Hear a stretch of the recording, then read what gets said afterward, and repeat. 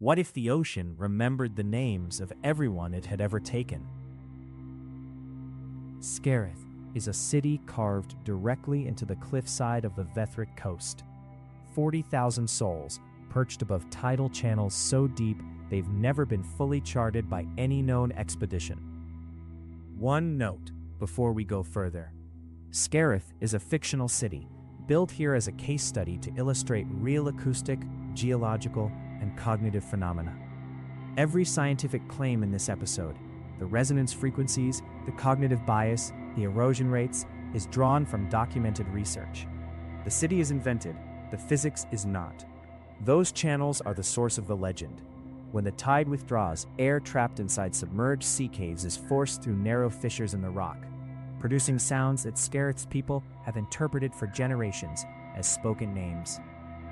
The mechanism is real and documented. Retreating tides create a pressure differential inside sealed or partially sealed sea caves. Air escapes through the narrowest available gap, and that turbulent airflow generates resonant frequencies in the vocal range of human speech. Acoustic surveys of sea caves along the Adriatic coast, including documented work at the Grotta Azzurra system near Capri, studied by Italian geoacoustic researchers in the 1990s, recorded cave resonance peaks between 80 and 300 Hz. That's the precise bandwidth where human ears are most sensitive to the rhythm and cadence of language. The caves aren't speaking, but they sound as though they are.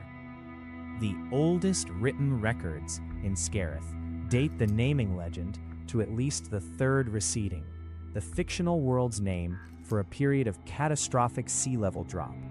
This maps onto a real phenomenon, the Holocene High Stand Regression, a documented global sea level event that reshaped coastal cave acoustics across the Mediterranean and Atlantic margins, roughly 3,000 to 4,000 years ago, exposing cave networks that had previously been fully submerged and acoustically inert.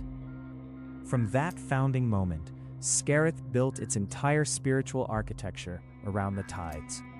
The harbor is ringed with namestones, flat basalt slabs inscribed with the city's dead, placed at the high water line so each tide washes over them twice daily. This isn't merely symbolic. The namestones are placed with deliberate acoustic intent. Their positioning funnels water into specific channels leading toward the cave fissures, amplifying the resonance and increasing the likelihood that the tidal whisper will carry recognizable syllabic patterns. The principle is identical to the one used in real-world wave organ installations. The San Francisco wave organ, built in 1986 by the Exploratorium, uses exactly this method. Shaped stone channels direct tidal flow into resonant pipes, producing pitches that shift with the tide. Skarith's namestones are, in effect, a grief-driven wave organ built into a living coastline. The cave network beneath Skarith spans 11 confirmed chambers and an unknown number of uncharted passages. The largest, called the Hollow Throat, sits directly beneath the city's oldest district and produces the most complex acoustic output during spring tides. Spring tides occur twice monthly when the sun and moon align gravitationally, pushing significantly more water volume into the cave system than neap tides.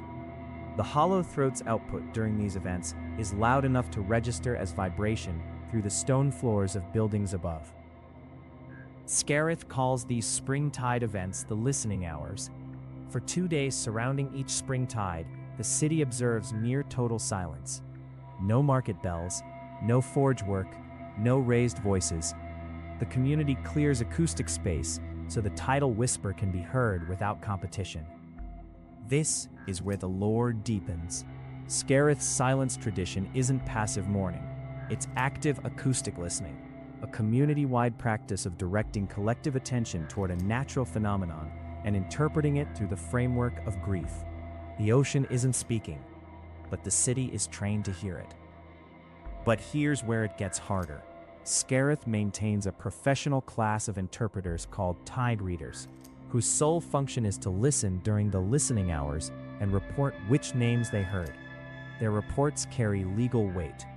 A tide reader's testimony can resolve inheritance disputes and close missing persons cases.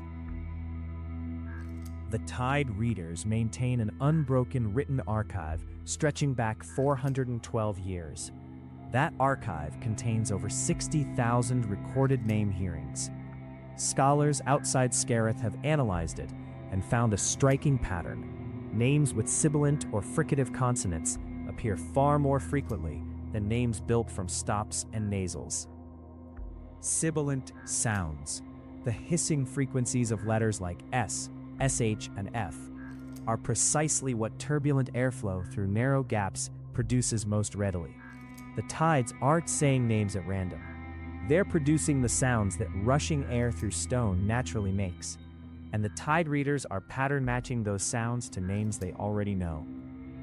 This is a well-documented cognitive phenomenon called apophenia, the human brain's tendency to perceive meaningful patterns in random or ambiguous sensory data. Psychologist Klaus Conrad named and described it in 1958, and subsequent research by Diana Deutsch at UC San Diego demonstrated that listeners reliably hear speech-like patterns in looped non-speech audio once they've been primed with a suggested meaning. It's the same mechanism that causes people to hear words in white noise or to see faces in rock formations. Skarith has institutionalized apophenia into a legal system. And here the ecology turns genuinely dark. Skarith sits in a region of the Vethric coast prone to storm surges, sudden extreme tidal events driven by offshore pressure systems. During a major surge, the cave system doesn't whisper, it screams. The hollow throat produces sounds above 90 decibels, equivalent to standing beside heavy machinery. Skarith's historical records document 14 catastrophic surges in the past 4 centuries. Each one is described not in meteorological terms, but in spiritual ones. The city's chronicles call these events the Screaming Tides and interpret them as the ocean releasing all names at once, a mass utterance of collective grief that the living cannot survive intact. The Screaming Tides have shaped Skarith's built environment in measurable ways. The city's oldest district uses a distinctive rounded arch construction style found nowhere else on the Vethric coast. This mirrors a principle validated by acoustic engineer Leo Baranek, whose foundational work on architectural acoustics established that curved surfaces scatter and diffuse low-frequency sound waves rather than allowing them to concentrate into destructive standing waves, reducing structural resonance damage in stone buildings exposed to sustained, low-frequency vibration. The builders of Skarith's oldest district almost certainly didn't understand the physics of acoustic resonance. What they understood was that certain building shapes survived the screaming tides with less catastrophic damage. The lore preserved the engineering solution without preserving the engineering explanation. This isn't unusual. The Roman concrete used in harbor structures at Caesarea Maritima survived 2,000 years of wave stress, and the specific chemistry that made it work wasn't understood by material scientists until a 2017 study published in American Mineralogist identified the role of aluminous tobermorite crystals. Practical knowledge routinely outlives its own explanation. The grief market is the economic engine of Skarith's mourning system. Namestone carvers, a guild with its own apprenticeship structure and pricing tiers, charge according to the depth and complexity of the inscription, because deeper cuts produce stronger water channeling effects and a higher probability of acoustic contribution to the cave system. A shallow inscription is cheaper and quieter. A deep-cut name, carved to the second knuckle of the mason's index finger, commands a premium. Grief in Skarith has a measurable market rate. Consider the case recorded in the Tide Reader archive under the year of the Fourth Hollow Surge. A trading expedition of 17 people departed Skarith and was lost at sea. Their families waited through 6 consecutive listening hours. Not one Tide Reader reported hearing a single name from that expedition. The archive records this as an unprecedented silence. That silence broke the city's theological consensus. If the tides speak the names of the dead, what does their silence mean? The Tide Reader Council split into 3 factions. Those who argued the expedition was not dead, but lost. those who argued the dead had been taken somewhere the ocean couldn't reach, and those who argued the system itself had failed. The resolution came 14 months later, during a moderate surge that produced an unusually complex acoustic signature in the hollow throat. 3 separate tide readers, working independently, reported hearing multiple unfamiliar syllabic clusters, not names from Skarith's known population, but sounds that matched the naming conventions of a distant coastal culture. What the tide readers were almost certainly hearing was a change in the cave's acoustic geometry.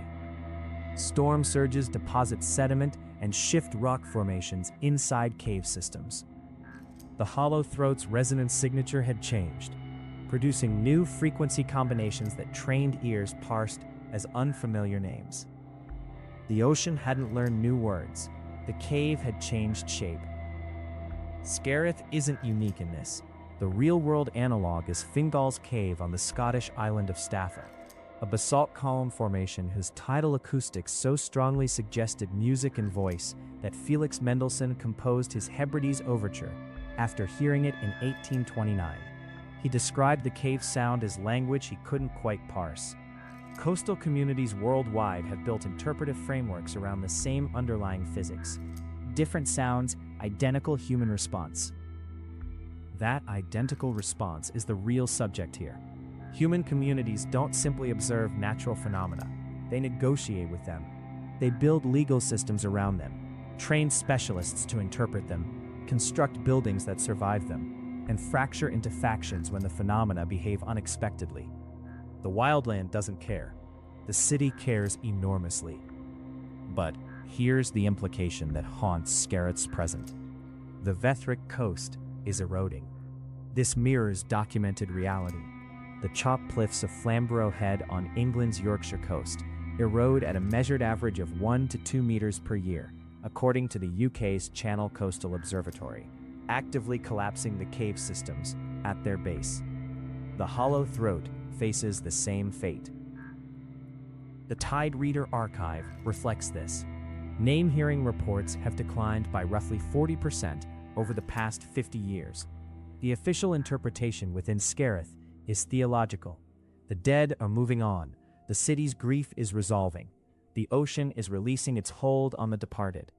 The geological interpretation is simpler. The cave is dying. A faction within the Tide Reader Council has begun preparing for the day the hollow throat falls entirely silent. They're debating whether to excavate new acoustic channels artificially, engineering a replacement for the natural phenomenon. The question before them is whether a manufactured whisper carries the same spiritual authority as a geological one. History offers a precedent. The Oracle at Delphi, one of the ancient world's most powerful religious and legal institutions, derived its authority in part from intoxicating vapors rising through fissures beneath the temple floor. Geologist Yel de Boer confirmed in a 2001 study in geology that the site sits above a fault line releasing ethylene gas. When tectonic shifts sealed those fissures in the early centuries CE, the oracle's pronouncements became less frequent, less vivid, and less authoritative. The institution didn't survive the geology. The tides of Skarith are still whispering. For now. The hollow throat, the cave that turned a geological accident into a justice system, a grief ritual, and a building code, is filling with rubble season by season. The Tide Reader archive, 60,000 name hearings deep, grows quieter with every entry. The question this episode opened with asked what it would mean if the ocean remembered the names of everyone it had ever taken. The harder question, the one the Vethara Expedition's blank archive page already answered, is what happens to a city when the ocean forgets?